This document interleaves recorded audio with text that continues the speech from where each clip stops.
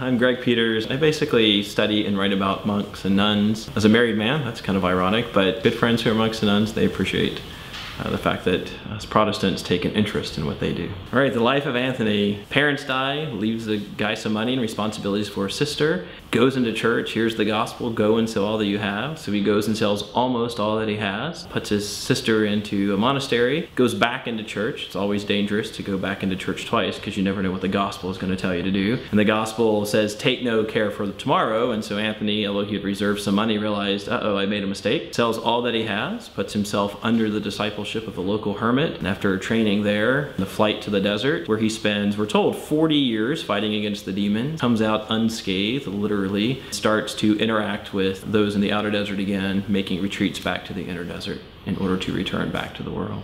Well, Anthony's idiosyncrasies really come out in the fact that he lived in an abandoned fort for 40 years by himself. I think, if I remember the life correctly, it's almost as like his disciples were throwing food over the walls just so he would have something to eat. His shoes haven't worn out, his clothes haven't worn out or anything. But in that 40 years, Anthony fights the demons, and so that's paradigmatic of his life. And it's the demons of lust, it's the demons of pride. He's boxing with these satanic figures. I mean, the life reports that people could hear the screams both of Anthony and these demons. We're drawn to that, I think, because the thought of that supernatural world being that tangible is quite foreign to a lot of us, but I think at the main time too, it's teaching us something, that these things are real, and even though they might not manifest themselves, you know, stereotypically to the man as a beautiful woman, the fact is those temptations are there. And a lot of people talk as if the story stopped there. He moved to the desert, he wrestled with the demons, and that's the life of Anthony. The thing is Anthony always had a vision for you go into the desert, and in his case, he had the inner and the outer desert. You go into the inner desert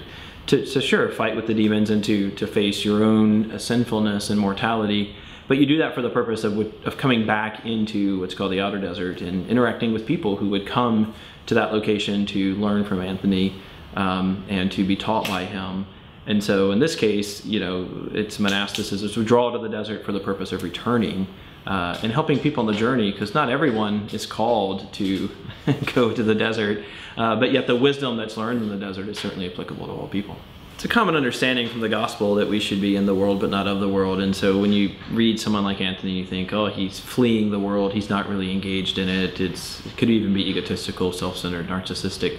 I don't think that's the case at all. I think first of all, culture extends to all places, so even in the desert there's some cultural aspect to that, but more importantly, Anthony does that again to get strength to come back to culture and interact with culture, and I think that is a human sentiment, that if we're going to be in the world but not of it, sometimes that means you have to retreat from it and take a break from it to be rejuvenated, to get energy to return back to it again. Even as we think about our own interior life, I mean, that interior life has to be nourished sometimes by retreating and going deep into ourselves and finding the strength that God provides us, and then from that inner strength that God provides to come out in order to engage the world again and to be with people.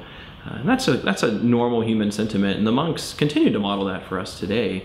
Again, they're not fleeing from the world. In fact, they're actively engaged in it. I mean, for example, I have a monastic friend who, when I get an email from him, I can't help but laugh because it says, you know, sent from my iPhone at the bottom of the email, and I've often thought, you should change that, Michael. It should say sent from a public computer that I had to search for based on my poverty. But no, instead it's sent from my iPhone. And so again, that's a kind of culture that's in the monastery. And I don't think the monks would see that as divisive, but they would see that as not even a condescension to culture, but instead a way to engage the culture and be active in the culture today.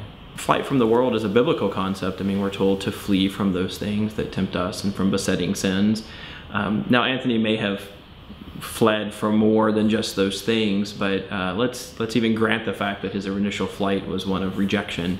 I think he came to see the need to not reject those things in total, but to still be able to find a place to come back and re-engage them. So the Christian life probably should be a good balance of flight versus intentional retreat, because that just seems necessary and healthy.